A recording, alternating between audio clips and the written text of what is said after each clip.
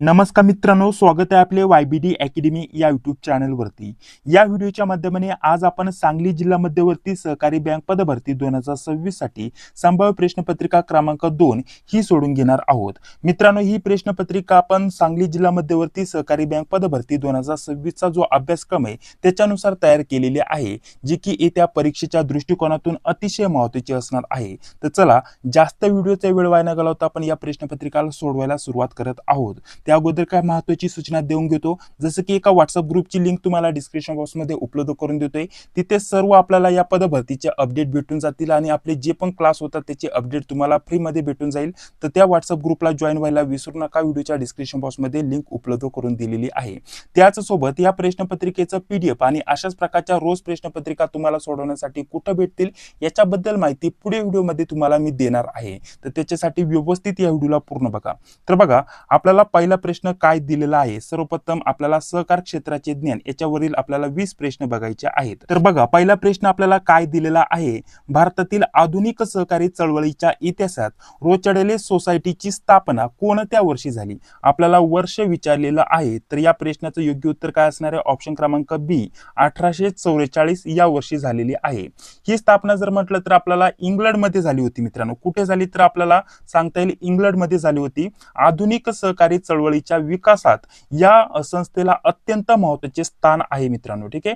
याच्या व्यतिरिक्त जर म्हटलं तर आपल्याला काही इतरही पर्याय दिलेले आहेत, जसे की 1830 तर सहकारी चळवळीसाठी प्रसिद्ध आहे, परंतु स्थापना या वर्षी झालेली नाहीये मित्रांनो. ठीक आहे. याच्या व्यतिरिक्त आपल्याला 3 नंबरचं ऑप्शन दिलेलं आहे 1856, तर हे चुकीचा पर्याय आहे. आणि याच्या व्यतिरिक्त जर म्हटलं तर आपल्याला 1904 दिलेला आहे.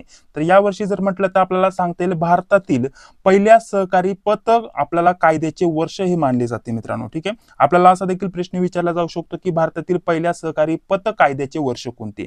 तर 1904 तेव्हा आपलं हे प्रश्नाचं इथे योग्य उत्तर असायला पाहिजे. चला, 2 नंबरचा बघा आपल्याला प्रश्न काय दिलेला आहे. भारतातील पहिला सहकारी पतसंस्था कायदा कोणत्या वर्षी करण्यात आला. तर आपल्याला पर्याय कोणतं बरोबर असणार आहे सांगायचंय कमेंट बॉक्समध्ये. तर या प्रश्नाचं योग्य उत्तर असणार आहे ऑप्शन क्रमांक 1 म्हणजेच 1904 या वर्षी. मित्रांनो, यामध्ये जर म्हटलं तर आपल्याला या कायद्याला काय म्हणतात मित्रांनो, कोऑपरेटिव्ह क्रेडिट सोसायटी ऍक्ट 1904. ठीक आहे. आपल्याला सांगता येईल हा जो भारतातील सहकारी चळवळीच्या इतिहासातील महत्त्वाचा कायदा होता. ग्रामीण भागातील लोकांना संघटित पद्धतीने पतपुरवठा मिळावा हा त्याचा प्रमुख उद्देश होता, हे आपल्याला सांगता येईल. यामध्येच आपल्याला असा देखील प्रश्न विचारला जाऊ शकतो की ग्रामीण भागातील लोकांना संघटित पद्धतीने महत्त्वाचा पतपुरवठा मिळावा याच्यासाठी मुख्य कायदा कोणता. तर आपल्याला कोणता सांगता येईल. भारतातील पहिला सहकारी पतसंस्था कायदा जो आहे मित्रांनो 1904 हे आपल्याला सांगता येईल मित्रांनो.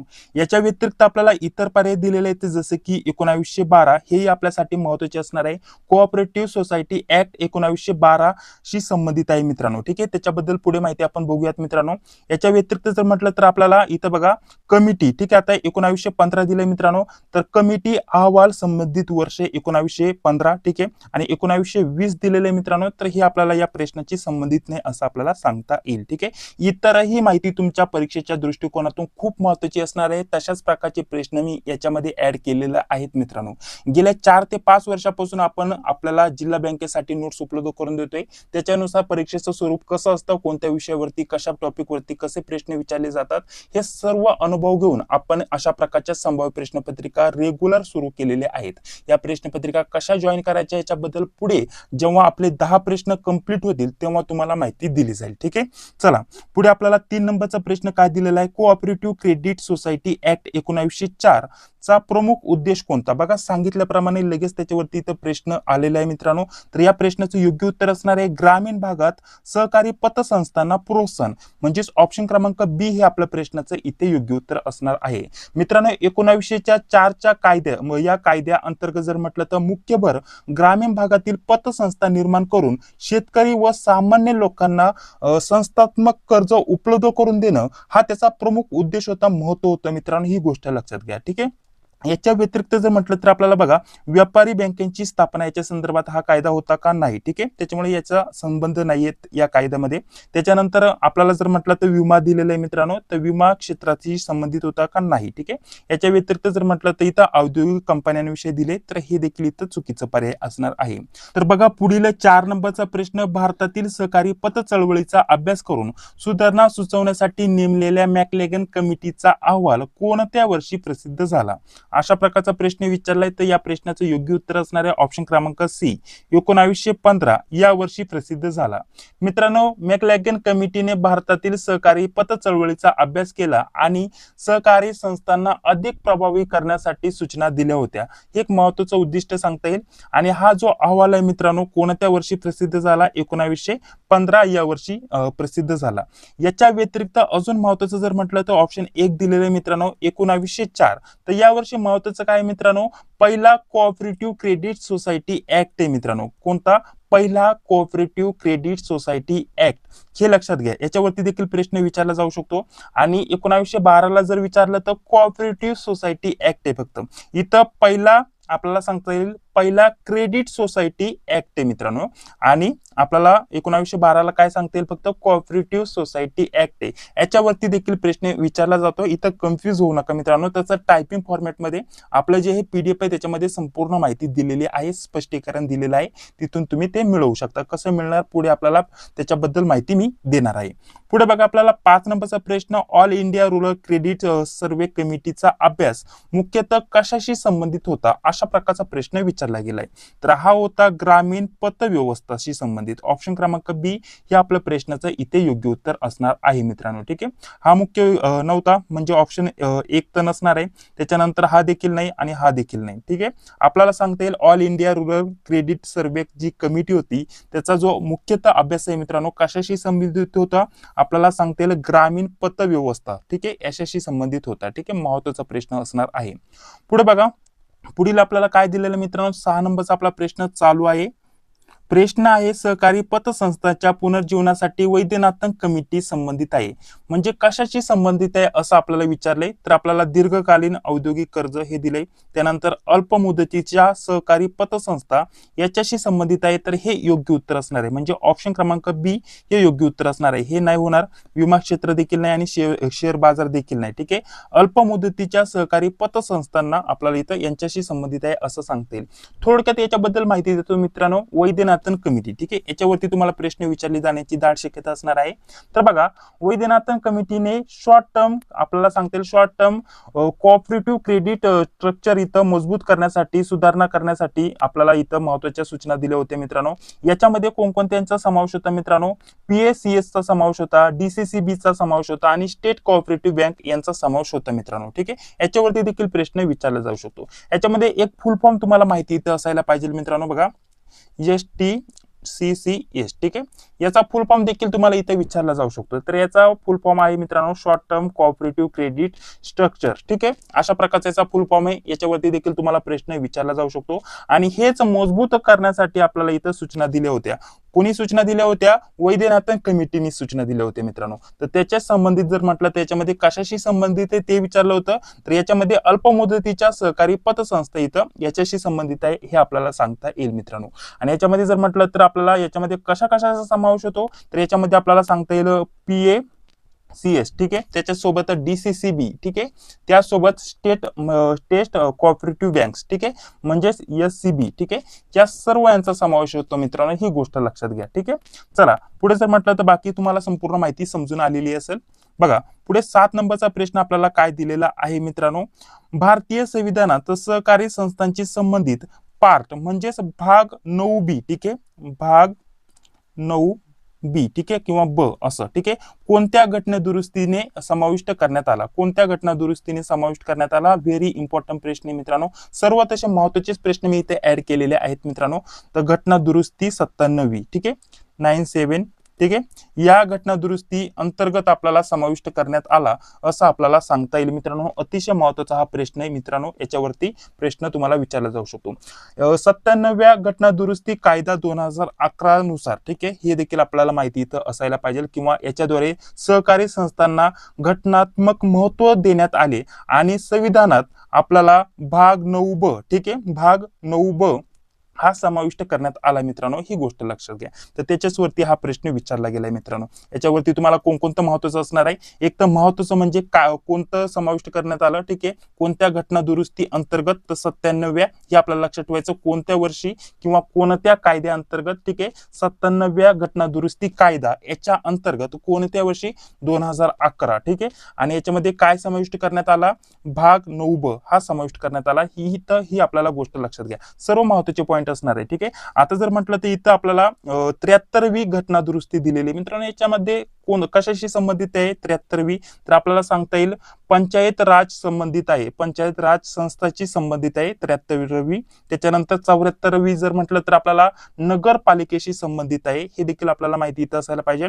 86वी जर म्हटलं तर शिक्षणाच्या अधिकाराशी संबंधित आहे. ठीक आहे, बाकीच्या विषयी देखील थोडक्यात माहिती इथं देऊन घेतलेली आहे.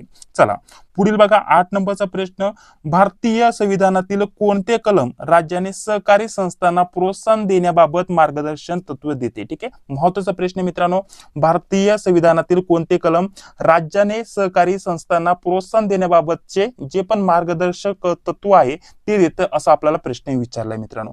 तर ते कोणतं कलम आहे मित्रांनो, आपल्याला सांगता येईल 43B, कलम 43B म्हणजेच ऑप्शन क्रमांक बी हे आपल्या प्रश्नाचं इथे योग्य उत्तर असणार आहे मित्रांनो. कलम 43B मध्ये राज्याने सहकारी संस्थांची जर म्हटलं तर स्थापना, स्वायत्व किंवा लोकशाही नियंत्रण आणि व्यावसायिक व्यवस्थापन यांना प्रोत्साहन देण्याबाबतचे मार्गदर्शक तत्व दिलेले आहे. कशामध्ये, कलम 43B यामध्ये. ठीक आहे, ही गोष्ट लक्षात घ्या मित्रांनो. याच्या व्यतिरिक्त जर म्हटलं तर कलम आपल्याला कलम 32 दिलेला आहे मित्रांनो. ठीक आहे, कलम 32 हा कशाशी संबंधित आहे मित्रांनो, घटनात्मक उपायांचा अधिकार याच्या संबंधित आहे असं आपल्याला सांगता येईल. कलम 51A दिले मित्रांनो, तर मूलभूत कर्तव्य याच्यामध्ये दिलेत 51A मध्ये. ठीक आहे, त्याच्यानंतर कलम 280 दिले मित्रांनो, तर कलम 280 हे कशाच्या रिलेटेड आहे मित्रांनो, वित्त आयोगाशी संबंधित आहे मित्रांनो, ही गोष्ट लक्षात घ्या. इतरही माहिती तुमच्यासाठी महत्वाची असते, ज्याच्यावरती प्रश्न येण्याची दाट शक्यता असणार आहे मित्रांनो. बघा पुढे आपल्याला काय दिलेलं आहे मित्रांनो, मल्टी स्टेट कोऑपरेटिव्ह सोसायटीसाठी सध्या कोणता कायदा इथं लागू आहे असं प्रश्न विचारलाय मित्रांनो.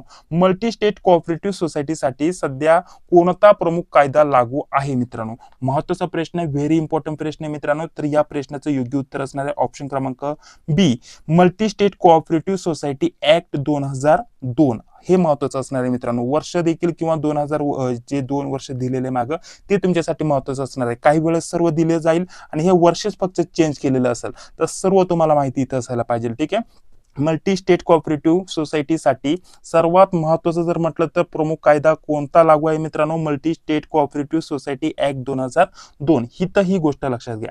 याच्यामध्ये जर म्हटलं तर एकापेक्षा जास्त राज्यांमध्ये कार्य करणाऱ्या सहकारी संस्थांसाठी multi state cooperative society act 2002 लागू आहे मित्रांनो. म्हणजे एकापेक्षा, जसं की महाराष्ट्र राज्य झालं आणि इतरही दुसऱ्या राज्यामध्ये. याच्यामध्ये सध्या जर म्हटलं तर कोल्हापूरची बघा, आता मागे एक जाहिरात आली होती. ठीक आहे, कोल्हापूर नागरी सहकारी बँक. ठीक आहे, नागरी सहकारी बँक होती, तर त्याच्यामध्ये जर म्हटलं तर त्या बँकेचे कर्नाटकमध्ये देखील ब्रांचेस आहेत मित्रांनो. आता मागे लिपिक पदाची जाहिरात आली होती, तर त्याच्यामध्ये आपल्याला वेगवेगळ्या आपल्या महाराष्ट्रामध्ये देखील 7-8 ठिकाणी 7-8 जिल्ह्यामध्ये त्या बँकेच्या ब्रांच होत्या आणि याच्यामध्ये कर्नाटक राज्यामध्ये देखील त्या बँकेच्या ब्रांच होत्या, तिथे देखील नोकरीची संधी होती मित्रांनो. तर अशाच प्रकारच्या त्या बँकेंना कोणता ऍक्ट लागू आहे मित्रांनो, तर आपल्याला सांगता येईल मल्टी स्टेट कोऑपरेटिव्ह सोसायटीज. ठीक आहे, ऍक्ट 2002 हा लागू आहे. याच्या व्यतिरिक्त जर म्हटलं तर इतर माहिती काय मित्रांनो, बघा आता इथं जर म्हटलं तर त्याच्याबद्दल थोडक्यात माहिती देतो.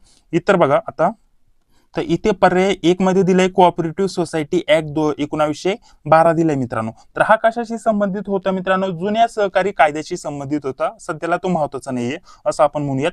आता याच्यानंतर जर म्हटलं तर बँकिंग आपल्याला रेग्युलेशन ऍक्ट 1949 दिलेला आहे. तर हा आपल्याला सांगता येईल बँकिंग नियमाशी संबंधित आहे. ठीक आहे, तर याचा काही इथं संबंध येत नाही. त्याच्यानंतर जर म्हटलं तर कंपनीज ऍक्ट हा कंपन्यांशी संबंधित आहे मित्रांनो, काही अडचण नाही, इथे हा लागू होत नाही. चला पुढील 10 नंबरचा प्रश्न बघा, आपल्याला त्याच्या संदर्भात आलेला आहे मित्रांनो. मल्टी टेस्ट कोऑपरेटिव्ह सोसायटीची नोंदणी कोण करतो? महत्वाचा प्रश्न आहे मित्रांनो, नोंदणी कोण करतो असा प्रश्न विचारलाय.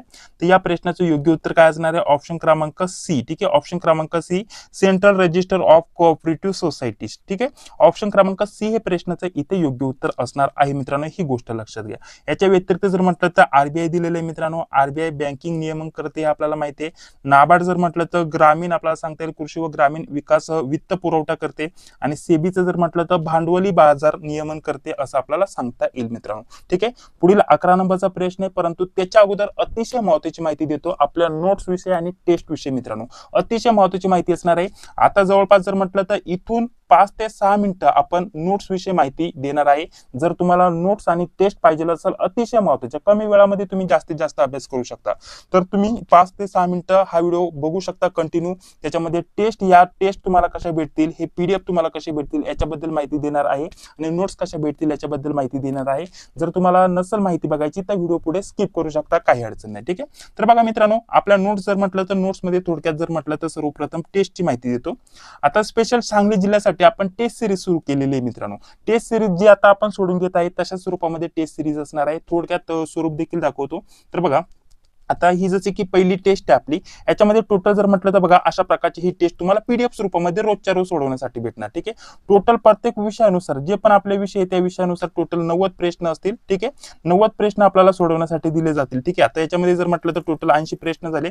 खाली आल्यानंतर लगेच तुम्हाला इथं आन्सर की त्याची भेटून जाईल. आन्सर की दिल्यानंतर लगेच खाली जर म्हटलं तर पहिल्या प्रश्नापासून इथं स्पष्टीकरण इथं भेटून जाईल. जसे की पहिला प्रश्न कोणता होता, त्याचं योग्य उत्तर काय होतं, त्याच्याविषयी इतर माहिती आणि इतर जे पर्याय आहेत त्याची देखील तुम्हाला इथं माहिती दिली जाते. लगेच दुसरा प्रश्न, त्याच्याविषयी तुम्हाला त्याचं उत्तर, त्याची माहिती, स्पष्टीकरण आणि इतर पर्यायांची माहिती या स्वरूपामध्ये आपण या टेस्ट सुरू केलेल्या आहेत मित्रांनो. बाकी जर म्हटलं तर गणित बुद्धिमत्तेचं देखील डिटेलमध्ये आपल्याला इथं स्पष्टीकरण भेटून जाईल. डिटेल म्हणजे समजेल असं आपल्याला स्पष्टीकरण या टेस्टमध्ये आपल्याला ऍड केलेलं आहे.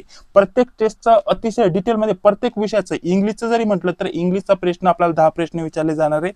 त्याचं उत्तर, ते उत्तर कसं आलं, का आलं, त्याच्याविषयी माहिती आणि इतर पर्याय ते का नाही आले त्याच्याबद्दल माहिती तुम्हाला दिली जाईल, जेणेकरून तुम्हाला कन्फ्युज व्हायचं काहीच कारण नाही. सर्व काही डिटेलमध्ये आपल्या या टेस्ट मध्ये भेटून जाईल. तर ही टेस्ट सिरीज तुम्हाला जॉईन करायची असेल तर ती त्याची किंमत ठेवलेली आपण 139 रुपये. ठीक आहे, आता या 139 मध्ये तुम्हाला किती टेस्ट भेटतील आणि कधीपर्यंत भेटतील त्याच्याबद्दल थोडक्यात माहिती देतो. बघा, याच्यामध्ये आपण टोटल 20 टेस्ट पूर्ण करून घेणार आहे. 20 प्लस टेस्ट करायचा टार्गेट आहे, परंतु 20 टेस्ट तुम्हाला नक्की भेटून जातील. तर या टेस्ट रोज तुम्हाला 1 ते 2 टेस्ट सोडवण्यासाठी आपल्याला व्हॉट्सअपवरती पीडीएफ स्वरूपामध्ये सेंड केल्या जातील मित्रांनो. आतापर्यंत 2-3 टेस्ट झाल्या त्या लगेच तुम्हाला भेटून जातील. आता जर म्हटलं तर हा व्हिडिओ तुम्ही 4-5 दिवसानंतर भेटत असेल तर तोपर्यंत आपल्या 7-8 टेस्ट आरामशीर होऊन जातील. त्या टेस्ट लगेच तुम्हाला भेटून जातील. जेव्हा तुम्ही पेमेंट करून स्क्रीनशॉट पाठवता, पेमेंटसाठी हा नंबर असणार आहे, हे 2 नंबर असणार आहे. कोणत्या नंबरवरती पेमेंट करा आणि कोणत्या नंबरवरती स्क्रीनशॉट पाठवा, काय अडचण नाही. ठीक आहे, आता जेव्हा तुम्ही पेमेंट करून स्क्रीनशॉट पाठवता तोपर्यंतच्या जेवढा पण टेस्ट झाल्या असतील त्या टेस्ट लगेच तुम्हाला पीडीएफ सोडवण्यासाठी दिल्या जातील. पीडीएफ स्वरूपामध्ये सर्वप्रथम टेस्ट सोडवण्याचं ऑप्शन, खाली स्पष्टीकरण. ठीक आहे, ते लगेच दिल्या जातील आणि तिथून पुढच्या ज्या टेस्ट आहेत त्या जॉईन करण्यासाठी व्हॉट्सअप ग्रुपची लिंक दिली जाईल. तिथे जॉईन करायचं, तिथे तुम्हाला रोज 1-2 टेस्ट सोडवण्यासाठी इथं पाठवले जातील व्हॉट्सअपवरती. ठीक आहे, ग्रुपवरती मिळत राहतील रेग्युलर. या टेस्ट आपण 31 ऑगस्ट पर्यंत पूर्ण करून घेणार आहेत. 20 टेस्ट पूर्ण केल्या जातील मित्रांनो, ही गोष्ट लक्षात घ्या. म्हणजे पेपरच्या अगोदर तुम्हाला सर्व टेस्ट पीडीएफ स्वरूपामध्ये दिल्या जातील. हाच आपला टार्गेट आहे मित्रांनो. ठीक आहे, पेपर होईपर्यंत तुम्हाला या सर्व टेस्ट पूर्ण करून द्यायचं, स्पष्टीकरण, जास्तीत जास्त रिव्हिजन तुमच्याकडून करून घ्यायची.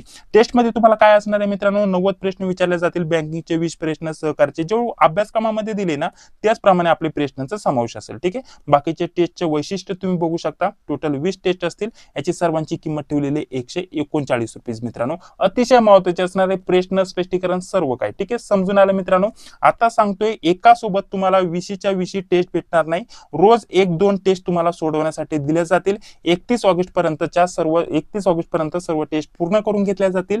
जोपर्यंत जेव्हा तुम्ही जॉईन होता तोपर्यंत जेवढ्या पण 9-10 टेस्ट झाल्या असतील, जेव्हा पण तुम्ही हा व्हिडिओ बघत असाल तोपर्यंतच्या सर्व जेवढ्या पण टेस्ट झाल्या त्या लगेच तुम्हाला पाठवल्या जातील आणि तिथून पुढच्या टेस्ट मिळवण्यासाठी ग्रुपला जॉईन केलं जाईल आणि तिथे रोज तुम्हाला व्हॉट्सअपवरती 1-2 टेस्ट सोडवण्यासाठी पाठवल्या जातील रेग्युलर. ही गोष्ट लक्षात घ्या मित्रांनो. ठीक आहे, तर अशा प्रकारची ही टेस्ट सिरीज आहे आपली. याच्या व्यतिरिक्त जर म्हटलं तर गेल्या 4-5 वर्षापासून आपण जिल्हा बँकेच्या नोट्स उपलब्ध करून देतोय अतिशय डिटेलमध्ये.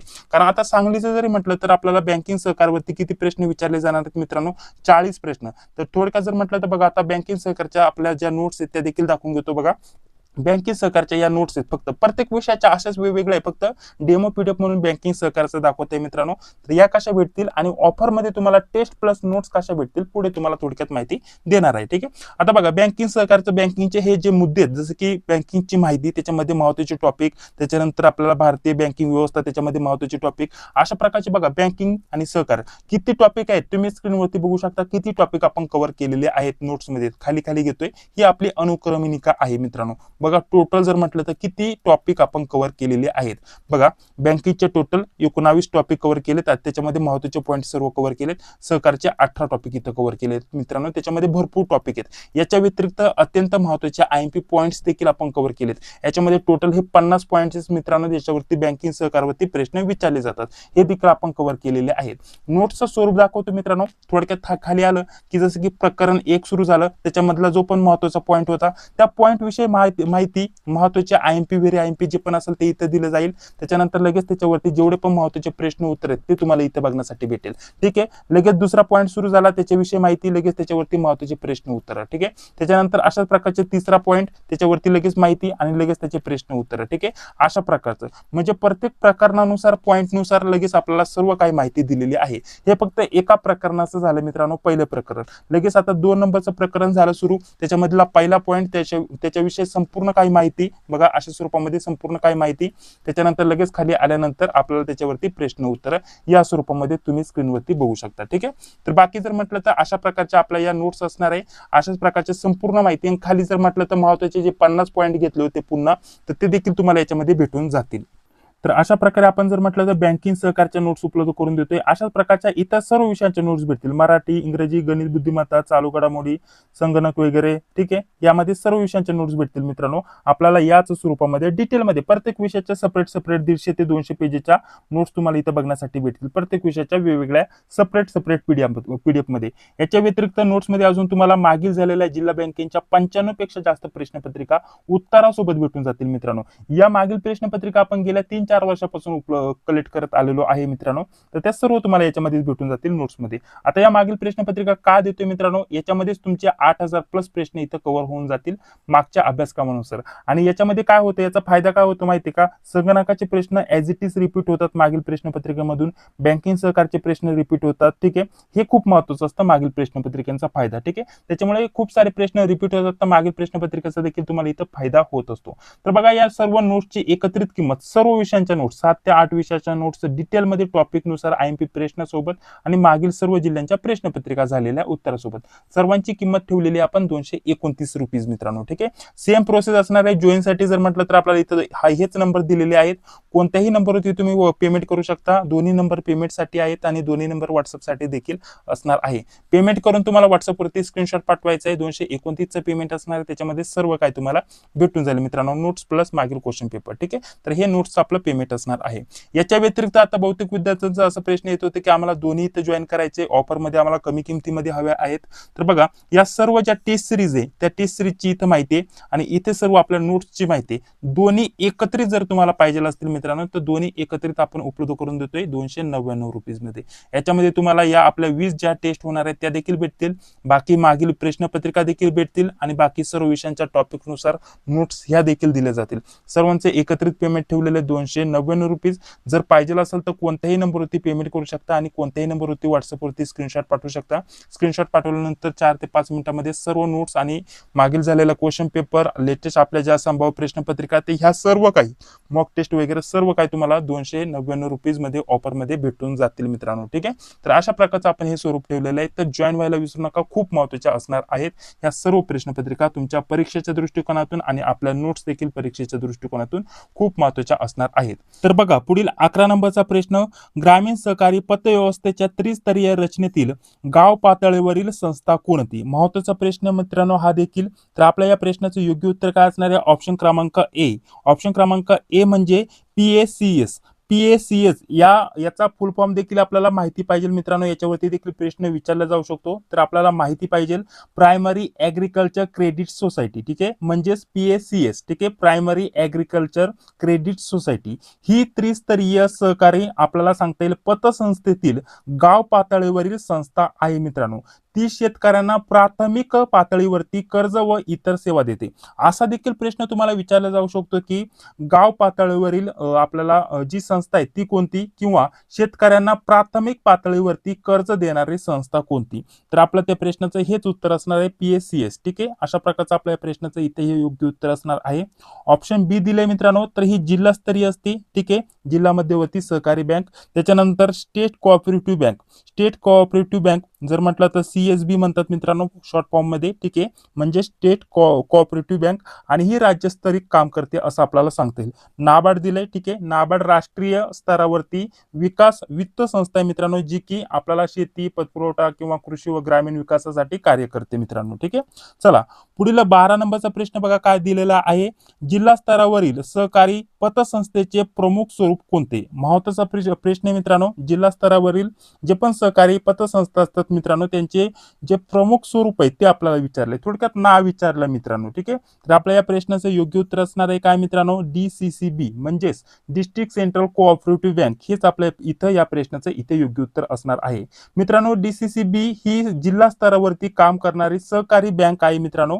आणि इतर जर म्हटलं तर याच्यामध्ये महत्वाचं काय असतं मित्रांनो, PSCS. ठीक आहे, PSCS आणि इतर ज्या संस्था आपल्याला संस्थांना जे वित्तीय देण्याचं काम DCCB ही बँक करत असते मित्रांनो, हे देखील लक्षात घ्या. आता असा देखील प्रश्न विचारला जातो की PSCS आणि इतर संबंधित संस्थांना वित्तीय मदत कोण करते. तर आपल्याला सांगता येईल DCCB. ठीक आहे, हे आपल्या प्रश्नाचं इथे योग्य उत्तर असणार आहे. ही आपल्याला गाव पातळीवरती काम करते असं म्हणायला हरकत नाही. ही जिल्हा स्तरावरती काम करते मित्रांनो असं आपल्याला म्हणायला हरकत नाही. ठीक आहे, जिल्हा स्तर, गाव स्तर, आणि इथे जर म्हटलं तर RRB दिले मित्रांनो. ठीक आहे, रिजनल रुरल बँक ज्याला म्हणतात मित्रांनो. ठीक आहे, अशा प्रकारचं आपल्याला सांगता येईल मित्रांनो. आणि इथं स्मॉल फायनान्स बँक दिलेले मित्रांनो. ठीक आहे, स्मॉल फायनान्स बँक ही वेगळ्या प्रकारची बँक आहे मित्रांनो.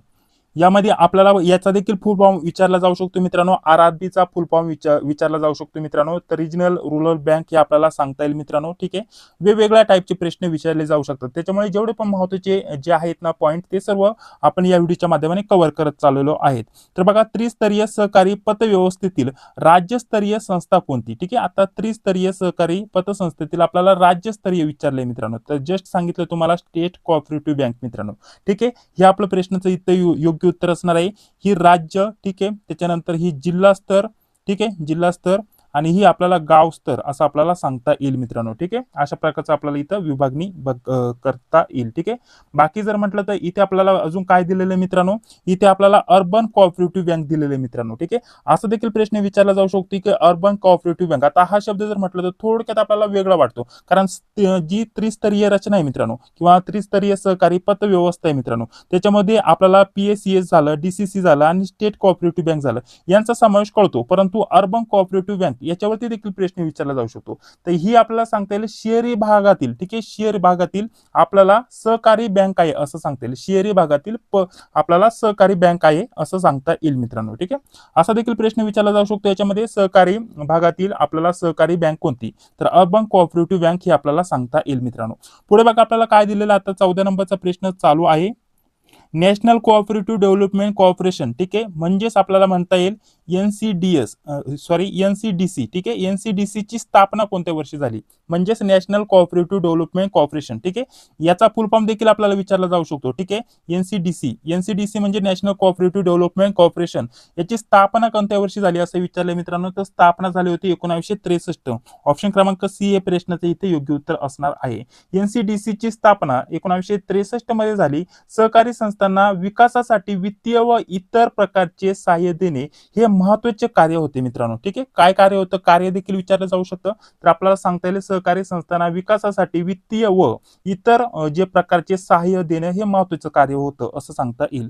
इथं 1958 दिलेले मित्रांनो. तर आपल्याला हे 1958 वर्ष दिलेले आहे तर ते नाफेडचे संबंधित आहे. ठीक आहे, नाफेडशी संबंधित आहे असं आपल्याला सांगता येईल मित्रांनो. हे बाकी चुकीचं पर्याय, हे कशाशी संबंधित नाही बँकिंगच्या रिलेटेड.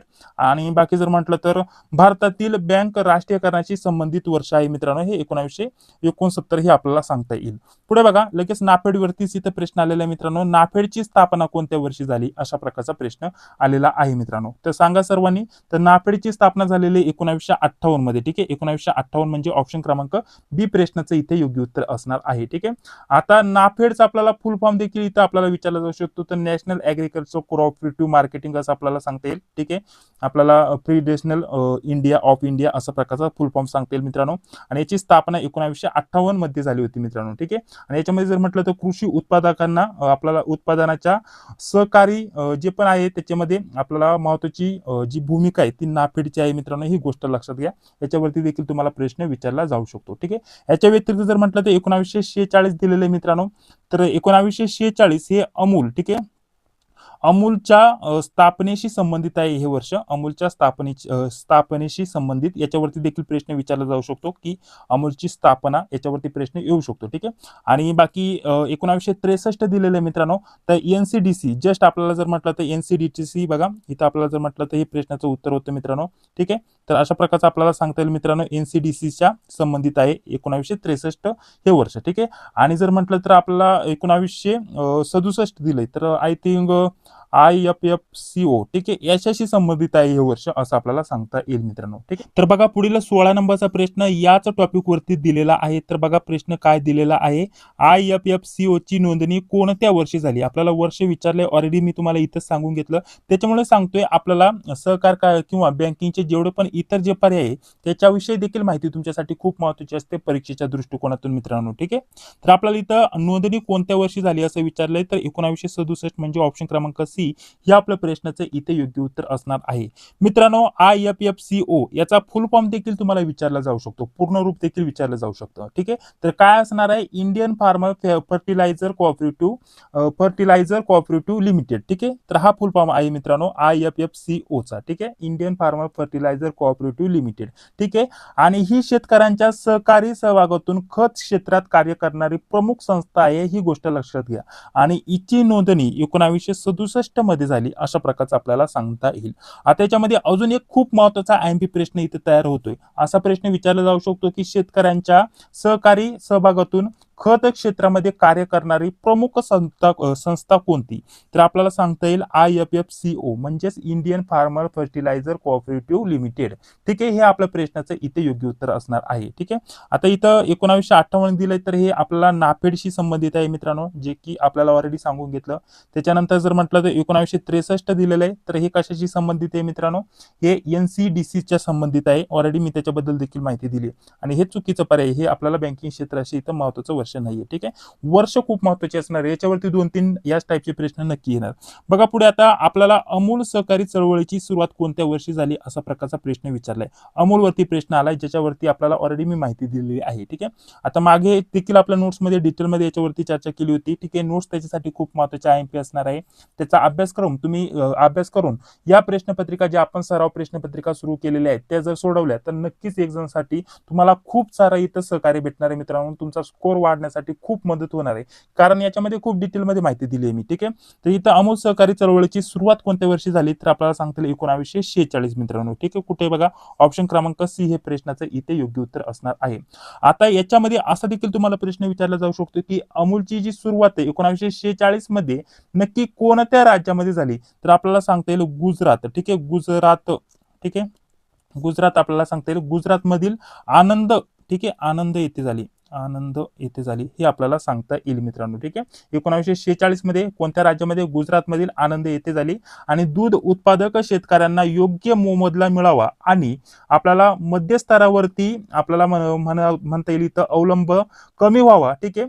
तर याचा प्रमुख उद्देश होता या अमूल सहकारी चळवळीचा. ठीक आहे, असं महत्वाचं आपल्याला सांगता येईल. गुजरातमध्ये इथे सुरुवात झाली आनंद येते, आणि याच्यामध्ये दूध उत्पादक याच्या संदर्भात इथं आपल्याला याचा संबंध येतो असं आपल्याला सांगता येईल मित्रांनो. ठीक आहे. आणि बाकी जर म्हटलं तर इथं 1935 दिलं, तर हे RBI चे स्थापनेचे वर्ष असं आपण सांगू शकतो.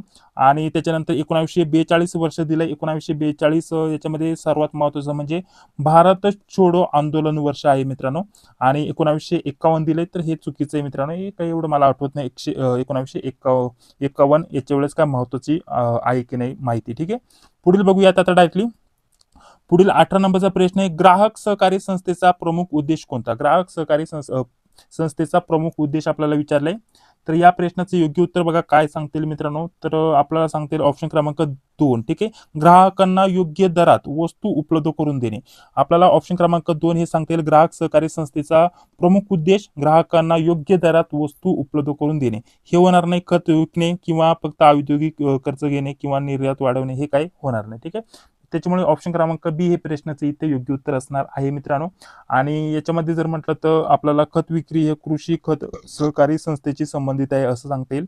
आणि पुढे जर म्हटलं तर औद्योगिक, तर हे जर म्हटलं तर आपल्याला बँकिंग क्षेत्राशी संबंधित आहे. आणि निर्यात जर म्हटलं तर आपल्याला आपण म्हणू शकतो वेगळं क्षेत्र, याचा काही संबंध नाही. ठीक आहे, चला पुढील 19 नंबरचा प्रश्न, गृहनिर्माण सहकारी संस्थेचा प्रमुख उद्देश कोणता? गृहनिर्माण सहकारी संस्थेचा प्रमुख उद्देश कोणता आहे बघा बरं, कमेंट बॉक्समध्ये सांगा. तर या प्रश्नाचं योग्य उत्तर असणार आहे ऑप्शन क्रमांक 1. ठीक आहे, सदस्यांना घरांची जी सुविधा आहे ती उपलब्ध करून देणं, म्हणजेच ऑप्शन क्रमांक 1 प्रश्नाचं इथे योग्य उत्तर असणार आहे. बाकी जर म्हटलं तर इथं हे 3 पर्याय चुकीचे आहेत मित्रांनो. हे विमा क्षेत्राशी संबंधित आहे, बँकिंग सेवा देणे हे नाहीये.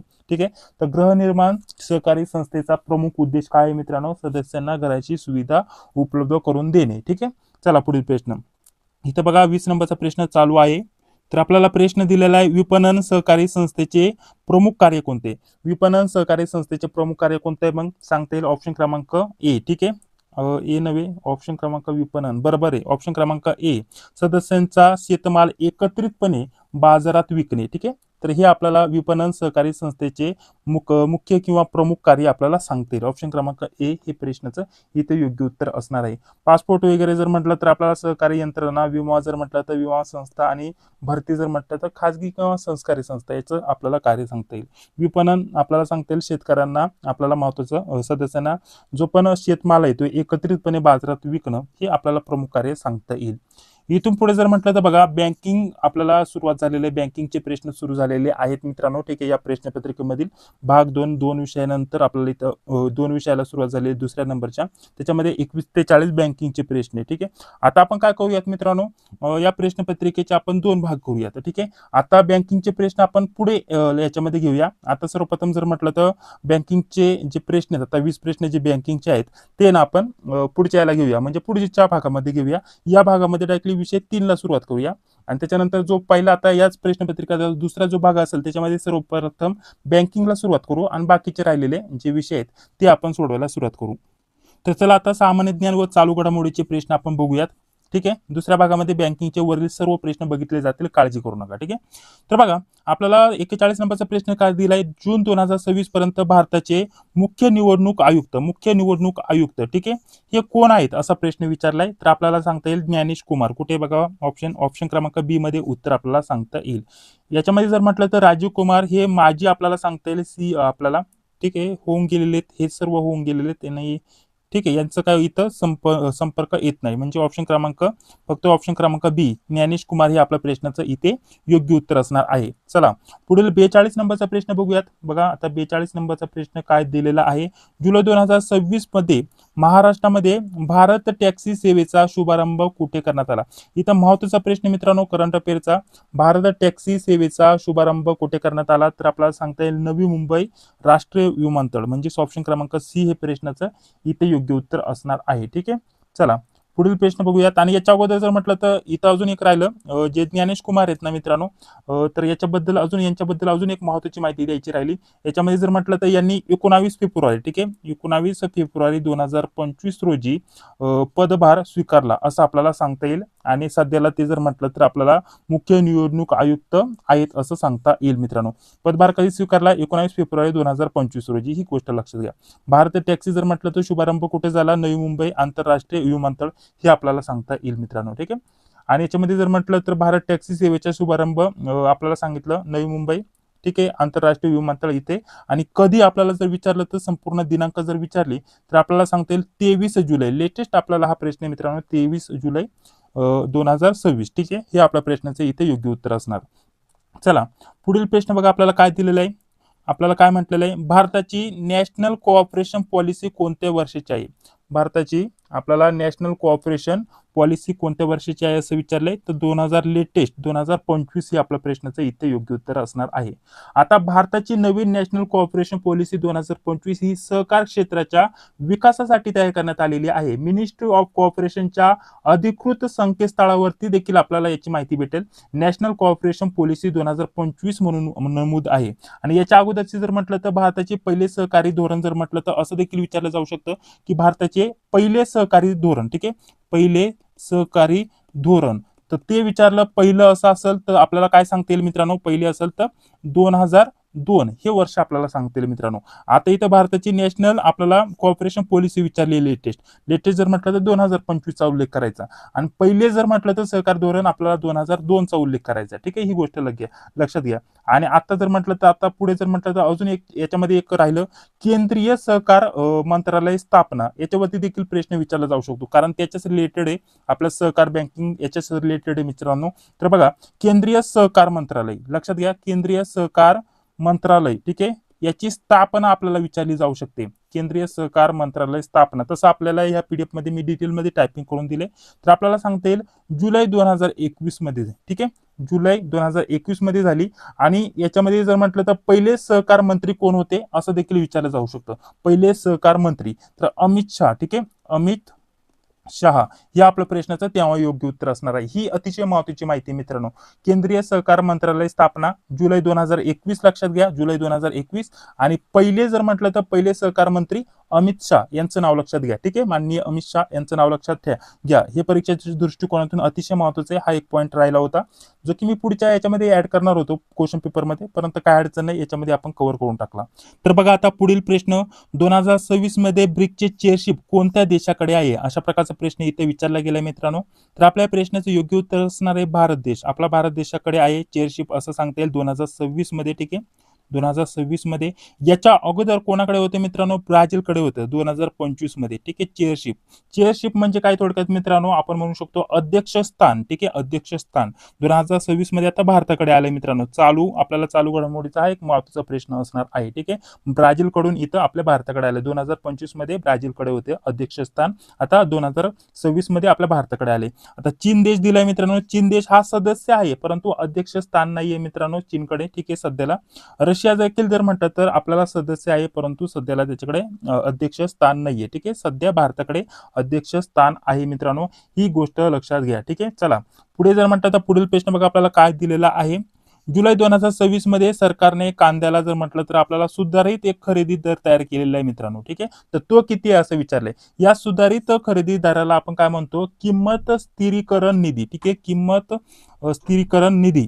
तर हा निधी म्हणजेच आपल्याला खरेदी दर तो किती केलाय तो विचारलाय मित्रांनो. तर ऑप्शन सी, ठीक आहे, 2125 प्रति क्विंटल, ठीक आहे, एवढा केलेला आहे मित्रांनो, ही गोष्ट लक्षात घ्या. आणि याच्यामध्ये जर म्हटलं तर हा कधीपासून, लेटेस्ट जर म्हटलं तर 4 जुलै पासून, ठीक आहे, 4 जुलै 2026 पासून आपल्याला सांगता येईल हा निधी दर आपल्याला सांगता येईल 2125 प्रति क्विंटल केलेला आहे मित्रांनो, ठीक आहे. आणि याच्या अगोदर किती होता मित्रांनो, याच्या अगोदर जर म्हटलं तर 1875 वरून, ठीक आहे, 1875 वरून 1875 हा आधीचा दर होता असं आपल्याला सांगता येईल मित्रांनो. आणि सुमारे याच्यामध्ये किती टक्क्याने वाढ केलेली मित्रांनो असं देखील विचारलं जाऊ शकतो, ते आपल्याला 13% वाढ केलेली आहे मित्रांनो, ठीक आहे. तर हे सर्व महत्त्वाचे असणार आहे तुमच्या परीक्षेच्या दृष्टिकोनातून. चला पुढे जर म्हटलं तर पुढे बघा आपल्याला काय म्हटलेलं आहे इथं बघा. आपल्याला याच्यामध्ये आता 46 नंबरचा प्रश्न चालू आहे. तर आपल्याला प्रश्न दिलेला आहे PMGKAY, ठीक आहे, PMGKAY अंतर्गत सुधारित दर्जाच्या तांदळाच्या वितरणामुळे अंदाजे किती लाभार्थ्यांना फायदा होणार आहे, ठीक आहे. तर यामध्ये जर म्हटलं तर 80 कोटीपेक्षा अधिक हे आपल्या प्रश्नाचं इथे योग्य उत्तर असणार आहे मित्रांनो. सरकारच्या 2 जुलै, ठीक आहे, सरकारच्या 2 जुलै 2026, ठीक आहे, 2 जुलै 2026च्या निर्णयानुसार PMGKAY आणि इतर कल्याणकारी योजनांमध्ये सुधारित गुणवत्तेमध्ये तांदूळ दिला जाणार आहे, गुणवत्तेचा तांदूळ दिला जाणार आहे. आणि याच्यामध्ये जर म्हटलं तर 80 कोटीपेक्षा जास्त किंवा अधिक लाभार्थ्यांना त्याचा फायदा होणार आहे. त्याच्यामुळे ऑप्शन क्रमांक सी हे प्रश्नाचं इथे योग्य उत्तर असणार आहे, ठीक आहे. तर बघा पुढील प्रश्न, 2026च्या भारताच्या 80व्या स्वातंत्र्य दिनाच्या संदर्भातील थीम कोणता आहे अशा प्रकारचा प्रश्न विचारला गेलाय. तर बघा आता लेटेस्ट अपडेटनुसार जे आपल्याला इथं समजलेलं आहे मित्रांनो, तर ही थीम आहे मित्रांनो, ठीक आहे, युवा शक्ती फॉर विकसित भारत 2047 हा थीम आहे मित्रांनो. आता 14 तारखेला हा व्हिडिओ अपलोड करतोय मित्रांनो, ठीक आहे. 15 तारखेला याच्यामध्ये काही चेंजेस झालं, हाच आहे मित्रांनो, काळजी करू नका. परंतु काय अपडेट आलं त्याच्यामध्ये तर नक्कीच त्याच्यावरती आपण पुढील क्वेश्चन पेपरमध्ये आपण त्याच्याविषयी माहिती बघूयात, किंवा आपल्या ज्या करंट अफेअरच्या नोट्स आहेत त्याच्यामध्ये मी अपडेट देऊन टाकेल. बाकी जर म्हटलं तर ऑप्शन 1 दिलेला आहे मित्रांनो, बघा, सबका साथ सबका विकास. तर हे कशा संदर्भात आहे मित्रांनो, हे देखील आपल्याला इथं माहिती असायला पाहिजे मित्रांनो. तर कशा संदर्भात आहे सर्वांनी कमेंट बॉक्समध्ये सांगण्याचा प्रयत्न करायचा आहे. तर सबका साथ सबका विकास हे सरकारचे व्यापक विकासाविषयी घोषवाक्य मित्रांनो, ठीक आहे. व्यापक विकासाविषयी घोषवाक्य असं आपण म्हणू शकतो. डिजिटल इंडिया 2030 हे जर म्हटलं तर डिजिटल विकासाशी संबंधित आहे. आणि स्वच्छ भारत 2047 हे जर म्हटलं तर आपल्याला स्वच्छतेचे विषय आहे ते आपल्याला सांगता येईल, ठीक आहे. पुढे बघा, 48 नंबरचा प्रश्न आपल्याला काय दिलाय, 2026 मध्ये BWF वर्ल्ड चॅम्पियनशिप, ठीक आहे. BWF वर्ल्ड चॅम्पियनशिप भारताच्या कोणत्या शहरामध्ये आयोजित होणार आहे? महत्त्वाचा प्रश्न आहे. तर आपल्याला सांगता येईल नवी दिल्ली. ऑप्शन क्रमांक सी हे प्रश्नाचं इथे योग्य उत्तर असणार आहे मित्रांनो, ठीक आहे. आता याच्यामध्ये जर म्हटलं तर आपल्याला बघा, याच्यामध्ये आपल्याला इथं बघा असा देखील प्रश्न विचारला जाऊ शकतो की हे कशाशी संबंधित आहे मित्रांनो. आता आपल्याला सांगता येईल BWF वर्ल्ड चॅम्पियनशिप चे जे आयोजन आहे ते नवी दिल्लीमध्ये हे आपल्याला समजून आलं. नवी दिल्लीमध्ये आयोजित केले जाणार आहे असं आपल्याला समजून आलं. परंतु हे कशाशी संबंधित आहे मित्रांनो, तर बॅडमिंटन मधील ही जागतिक पातळीवरील अत्यंत महत्त्वाची स्पर्धा आहे. कशाशी संबंधित मित्रांनो, तर बॅडमिंटन मधील आपल्याला सांगता येईल जागतिक पातळीवरील महत्त्वाची एक स्पर्धा आहे मित्रांनो, ठीक आहे. BWF असं देखील विचारलं जाऊ शकतं की हे कशाशी संबंधित आहे, कोणत्या खेळाशी संबंधित आहे, तर आपल्याला सांगता येईल बॅडमिंटन, ठीक आहे. चला, बाकीचे जर म्हटलं तर हे चुकीचे पर्याय आहेत. पुढील प्रश्न बघा आपल्याला काय दिलेलं मित्रांनो, 2026 मध्ये फायटर कम्बॅट लीडर, ठीक आहे, म्हणजेच FCL कोर्स पूर्ण करणारी भारतातील पहिली जी महिला आहे ती कोण ठरली आहे, अशा प्रकारचा आपल्याला प्रश्न विचारलेला आहे. FCL, ठीक आहे. FCL म्हणजे फायटर कम्बॅट लीडर, ठीक आहे. तर मग आपल्या प्रश्नाचं योग्य काय उत्तर असणार आहे, भावना कंठ. ऑप्शन क्रमांक 1 हे प्रश्नाचं इथे योग्य उत्तर असणार आहे मित्रांनो. फायटर कम्बॅट लीडर कोण ठरलेले आहे मित्रांनो, कोर्स पूर्ण करणारी पहिली महिला, तर आपल्याला सांगता येईल भावना कंठ. ऑप्शन क्रमांक 1 हे प्रश्नाचं इथे योग्य उत्तर असणार आहे मित्रांनो. आणि याच्यामध्ये जर म्हटलं तर इतर जे पर्याय दिलेले आहेत हे आपल्याला फायटर पायलट आहेत मित्रांनो, जसं की हे पण फायटर पायलट आहेत मित्रांनो, ठीक आहे. ही महिला फायटर पायलट आहे मित्रांनो, परंतु याच्यामध्ये यांचा उल्लेख नाही मित्रांनो. पहिली महिला कोण भरली, भावना कंठ या व्यक्तीचं नाव, या महिलेचं नाव आपल्याला इथे लक्षात ठेवायचं आहे. तर बघा, पुढील आपल्याला प्रश्न काय दिलेला आहे, भारत इस्रायलमध्ये बिलॅटरल इन्व्हेस्टमेंट ॲग्रीमेंट म्हणजेच BIA, ठीक आहे, 2026 मध्ये कोणत्या क्षेत्राशी संबंधित आहे, तर तेच आपल्याला क्षेत्र विचारले. तर द्विपक्षीय गुंतवणूक या क्षेत्राशी संबंधित आहे असं आपल्याला सांगता येईल. ऑप्शन क्रमांक ए हे आपलं प्रश्नाचं इथे योग्य उत्तर असणार आहे. तर अशा प्रकारचे मित्रांनो टोटल जर म्हटलं तर GK GS चे देखील आपण याच्यामध्ये सामान्य ज्ञान GK आणि करंट अफेअर, ठीक आहे, याचे देखील आपण टोटल 10 प्रश्न IMP बघितले मित्रांनो. आता इथून पुढे 4 नंबरच्या विषयाला सुरुवात झालेली आहे मित्रांनो, इंग्रजी या विषयाला, ठीक आहे. इंग्रजीचे देखील आपण सर्व स्पष्टीकरण बघणार आहोत मित्रांनो. त्याच्या अगोदर दुसऱ्या भागामध्ये आपण राहिलेले जे बँकिंगचे प्रश्न आहेत मित्रांनो ते बँकिंगचे बघूयात, आणि बाकीचे राहिलेले जे विषय आहेत मित्रांनो ते पुढील भागामध्ये आपण ही प्रश्नपत्रिका सर्व सोडून घेणार आहोत मित्रांनो, ठीक आहे. हा व्हिडिओ जर तुम्हाला आवडला असेल तर नक्कीच या व्हिडिओला एक लाईक करा. चॅनलवरती पहिल्यांदा आला असेल तर लगेच चॅनलला जॉईन व्हा, सबस्क्राईब करा, जिबिलिटी तिला क्लिक करा. रेग्युलर तुम्हाला अशाच प्रकारचे जे क्लास आहेत ते बघण्यासाठी भेटून जातील. याच्या व्यतिरिक्त अपडेट तुम्हाला पाहिजे असेल सर्व काही, तर व्हॉट्सअप ग्रुपची लिंक डिस्क्रिप्शन बॉक्समध्ये उपलब्ध करून देतोय, त्याला जॉईन व्हा, तिथे तुम्हाला सर्व अपडेट भेटून जातील, ठीक आहे. आणि टेलिग्रामवरती तुम्हाला टेस्ट जी आहे डेमो टेस्ट सोडवण्यासाठी भेटेल. आणि बाकी जर म्हटलं तर आपल्या नोट्स विषयी संपूर्ण काय माहिती मी तुम्हाला दिलेली आहे. जेव्हा आपले 10 प्रश्न पूर्ण झाले तेव्हा संपूर्ण नोट्स विषयी तुम्हाला माहिती दिलेली आहे. तर या नोट्सचा लाभ घ्यायला विसरू नका, अतिशय महत्त्वाच्या असणार आहेत. तर चला भेटूयात पुढील व्हिडिओमध्ये. जय हिंद, जय महाराष्ट्र.